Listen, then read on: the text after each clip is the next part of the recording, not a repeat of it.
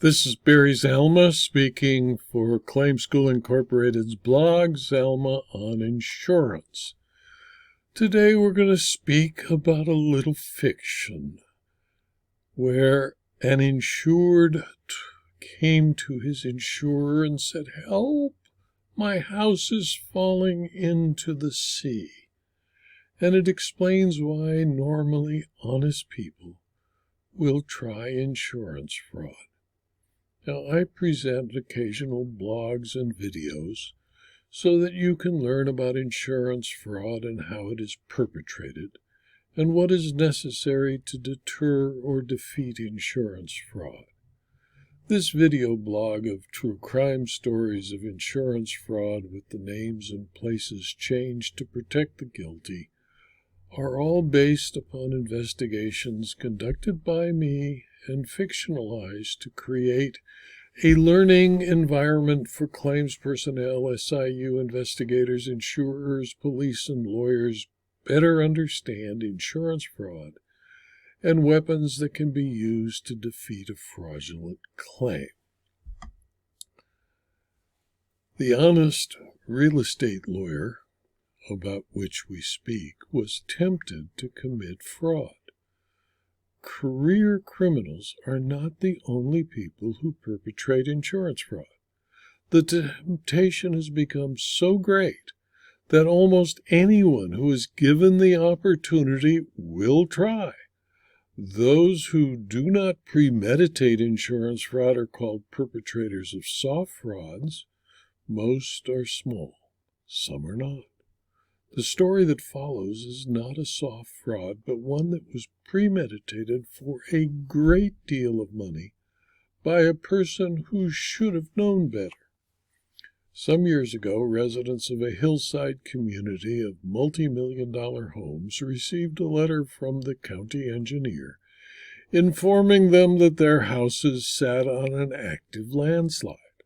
The engineers concluded that an unusual amount of irrigation water from septic systems, and rainfall lubricated an ancient landslide under their homes, and that the slide was moving. The engineers were concerned because it was moving at the rate of 3 inches a year. The houses sitting on the landslide were also moving a few inches a month. Within 10 years, the homes would be torn apart by the movement if nothing was done to stabilize the hillside. Homeowners living on the hill noticed cracks in the plaster walls, concrete block walls split at the mortar seams, cracks formed in the foundation systems, and since the homes on the hill were all valued from $1.5 to $8.5 million, the monetary value of a potential loss of 300 homes on the landslide were enormous. Many of the homeowners gathered and hired counsel to pursue persons responsible for their damage. On advice of counsel, the homeowners reported claims to their insurers. Most of the insurers denied the claims because of clear and unambiguous exclusions for earth movement or subsidence. The insurers concluded that the predominant cause of the damage was the excluded peril of earth movement. The claims were fairly and reasonably rejected. Some of the homeowners accepted the decision of their insurers, and some of the homeowners sued their insurers. The imaginative homeowners, like the insured, found a better way. The insured was a real estate lawyer. He had experience in dealing with insurers for commercial developers he represented. He knew that in addition to the basic retail insurance market, there was a surplus, an excess lines market that would insure almost anything. Without informing his broker of the landslide situation on the hillside, he asked his insurance broker to seek a specialty insurance policy for his home. He wanted insurance that covered him for both earthquake and earth movement, landslide, mudslide, or other types of earth movement normally excluded by a homeowner's policy. He explained to the broker a concern that the wildfires that had often devastated hillside communities like his remove vegetation from the hillsides and create and increase the hazard of mud flow and landslide. He had invested a great deal of money in his home, and he wanted to protect against that risk. The broker, totally innocent of what was going on the hillside, found a policy offered by a surplus line insurer. The policy insured dwellings only for the perils of earthquake and earth movement. The premium was a reasonable 3.75% of the value of the dwelling, with a deductible equal to only 5% of the total amount at risk. To obtain the policy, all the insurer required by way of application was the name of the insured, the address of the property to be insured, and the amount of insurance requested.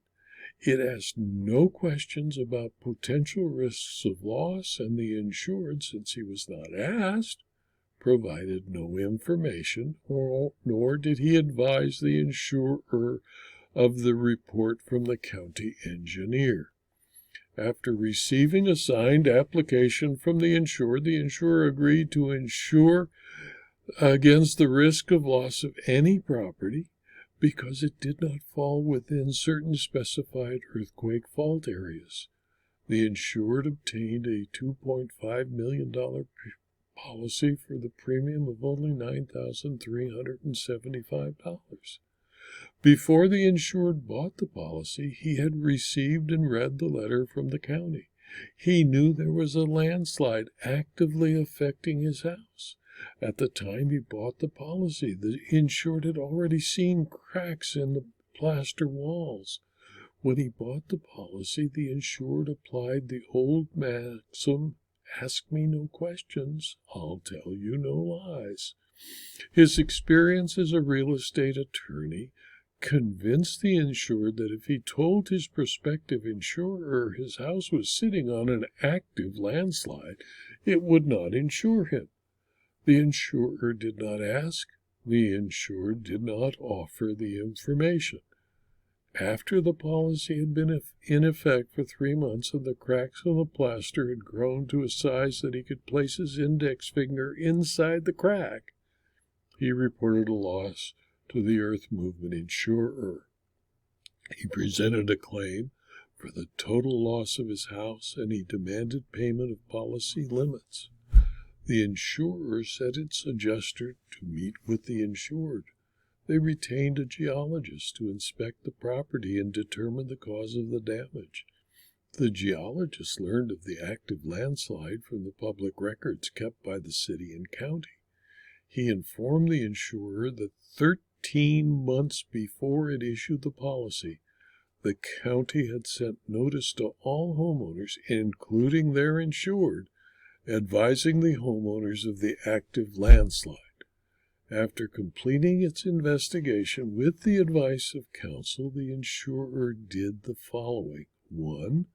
It advised the insured that the policy was rescinded from its inception because of the concealment of a material fact. 2. That the insured had concealed the fact of the landslide. 3. With the notice, the insured returned the $9,375 premium. 4. It advised the insured that even if it had not rescinded the policy, it would have denied his claim as one that was not fortuitous. 5. The investigation showed that the landslide had started before the inception of the policy. 6. The insurer further advised the insured that the loss in progress rule barred any recovery. And 7. The insurer recommended that the insured present his claim, if he still wished to pursue it, to the insurer who insured him against earth movement at the time of the loss. The insurer reasonably concluded that although the loss was progressive and continuous, it was fairly certain that a loss had occurred on or before the insured learned of the landslide.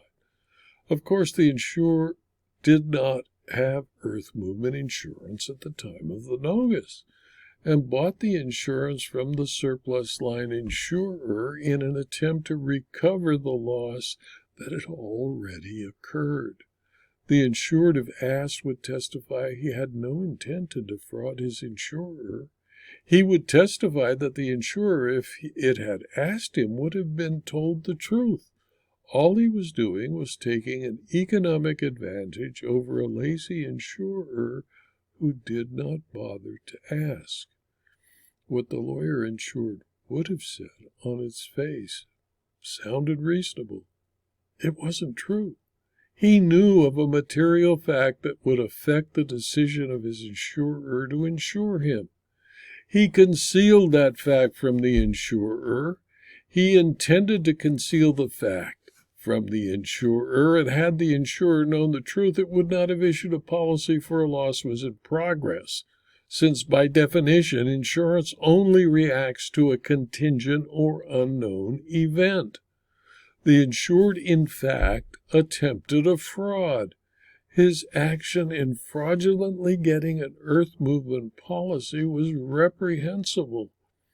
His actions in buying the earth movement policy were no less a fraud than if he had set the house aflame and made a claim on his fire insurance. Insurance is, as any lawyer should have known at the time, a contract where one undertakes to indemnify another against loss, damage, or liability arising from a contingent or unknown event, not from an event that already happened.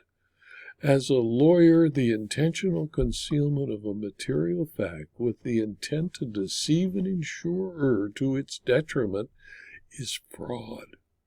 It's a criminal act, and it's a tort, and if convicted, grounds for disbarment. For that reason, the insured accepted the denial and did nothing further about the claim. Had the insurer not done the minimum investigation and retained the services of a competent engineer, it would have paid the $2,500,000 claim. Had the insured's fraud been presented to a prosecutor, he would have been arrested, tried, and convicted of attempted insurance fraud and would have been eventually disbarred.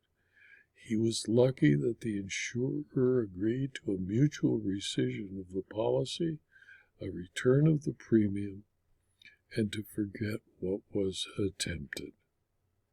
This video was adapted from my blog, Zelma on Insurance, which is available free to anyone who clicks on the URL zelma.com/blog. You can subscribe to the blog and you will be provided notice of every blog posting, usually 5, sometimes 6 a week. And you can also subscribe to the videos on YouTube and rumble.com. And if you do, I'd appreciate it if you click on the link on the like button on YouTube and the thumbs up button on rumble.com. And if you're interested in obtaining more information about insurance, insurance fraud, insurance claims, and insurance law, please consider, for a very small fee, subscribing to my Substack publication. Thank you for your attention.